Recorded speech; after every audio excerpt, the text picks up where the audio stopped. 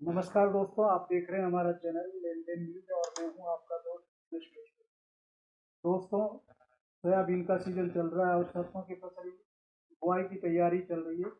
दिवाली के पहले सोयाबीन सरसों में कुछ भाव बढ़े भी थे, लेकिन अब दिवाली निकलने के बाद में वापस भाव नीचे आने लगे हैं। तो आज इसी पे चर्चा करेंगे।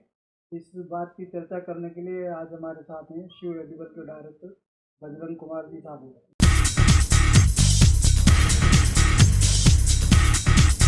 बजरंग जी नमस्कार। नमस्कार। तो बजरंग जी, हमारे दर्शक जानना चाहते हैं कि अब नवंबर ख़त्म होकर दिसंबर आने वाला है, तो ऐसी स्थिति में और सूचना ये भी है कि खाद्य तेलों का जो आयात है वो इस बार 169% है, यानी पिछली बार से भी ज़्यादा है। बिल्कुल तो है। इन सब का इफेक्ट अपने सोयाबीन तेल या सोयाबीन के ऊपर क्या पड़ने वाला है? इस सोयाबीन में जो दिवाली के टाइम पे जो तेज़ी बनी थी ना एक साथ, वो अनएक्सपेक्टेड तेज़ी बनी थी हम्म। कि लोगों के दिमाग में बैठ गया, नहीं तो अदरवाइज उस टाइम पे उस तेज़ी का बनने का कोई कारण था नहीं। जो हम्म। 200 रुपये जो अनावश्यक तेज़ी जो बनी थी वो आपका डाउन हुआ है। हम्म। बाकी जो तेल का इंपोर्ट डे बाय डे बढ़ता जा रहा है और बिना रेस्ट्रिक्शंस के बढ़ता जा रहा है, वो तकलीफ देगा हमेशा। हम्म। उसमें भी पाम का हिस्सा बहुत ज़्यादा है हम्म। और सूरजमुखी का ज़्यादा है, हम्म। क्योंकि दोनों ही तेल वहाँ पे सस्ते हैं। और अभी अपने हिसाब हमारे हिसाब से जो है तेल फॉरेन की अगर पैरिटी देखें तो तेल बाज़ार भी इससे मंदा नहीं जाएगा। हम्म। और दूसरा सोयाबीन में भी मेरा ध्यान है, जो अभी सोयाबीन में जो एक्स्ट्रा हो गए थे, जैसे 5400 5450 हो गए थे, जो अभी वापस बिल्टी 200 घट करके 5200 5150 के आसपास आ गई है, इसी के आसपास चलेगी। कारण उसके पीछे सबसे बड़ी बात ये है कि हर आदमी ने स्टोरिंग कैपेसिटी की है। इवन दो कई जगह तो ये भी हुआ है कि फार्मर्स ने भी मंडी से माल खरीदा है और उसका स्टॉक किया है। इसलिए मेरा सबसे विनम्र निवेदन ये है कि अब जो बहुत बड़ी तेज़ी नहीं है, 400-500 रुपये की कभी भी तेज़ी बने तो आदमी को निकलना चाहिए और आदमी को उतना ही काम करना चाहिए जितनी उसकी ज़रूरत है। बिल्कुल। तो अब सरसों की बुआई की क्या रिपोर्ट आ रही है सरसों की आपकी? बुआई पिछले साल के मुकाबले है। अच्छी बाकी है। सरसों में भी अब आपको निकलना चाहिए, क्योंकि सरसों में अब तेज़ी का ध्यान बिल्कुल नहीं है। कारण उसके पीछे ये है कि सरसों में भी कैरी फॉरवर्ड स्टॉक रहेगा, क्योंकि जिस हिसाब से सरसों की क्रशिंग होनी चाहिए थी वो क्रशिंग नहीं हुई, क्योंकि इस बार सरसों रिफाइंड में पैरिटी में बिल्कुल नहीं गई। सारा का सारा जो सरसों का जो क्रशिंग का है, प्लस गवर्नमेंट के पास है कि काफ़ी डेटा ऐसा है जो अनक्रश्ड अपनी फार्मर्स के पास भी है, व्यापारी के पास भी है, प्लस सरकार के पास भी है।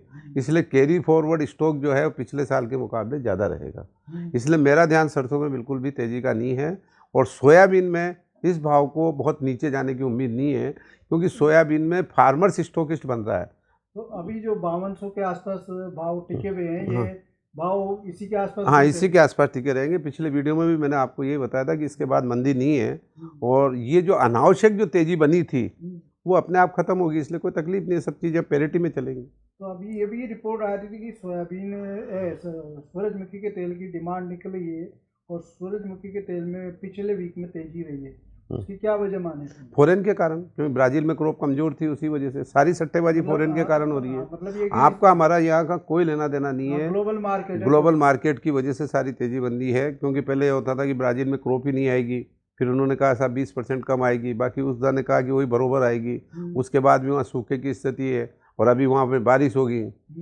तो इस वजह से कुल मिलाकर के जब तक ब्राज़ील की फसल कटिंग पे नहीं आएगी, उसकी क्या यील्ड बैठेगी। जैसे अर्जेंटीना में भी ऐसे ही हुआ था। पहले लोग बाग बोल रहे थे भाई 540 लाख टन आएगी, फिर आई थी बोला 400 आएगी, फिर घट करके 250 लाख टन ही लगी।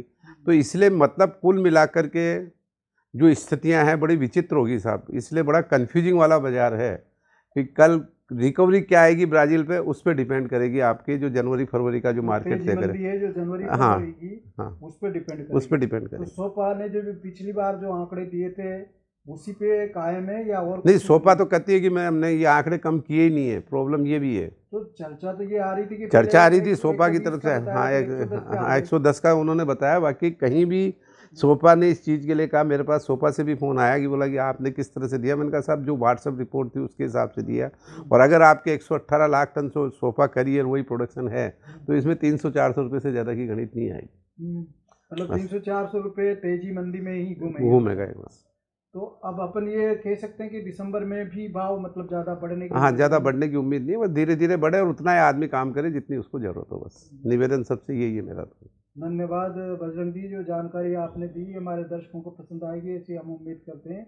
दोस्तों ये वीडियो अच्छा लगा हो तो लाइक कीजिए, शेयर कीजिए, साथ ही हमारे चैनल लेन देन न्यूज़ को सब्सक्राइब कीजिए।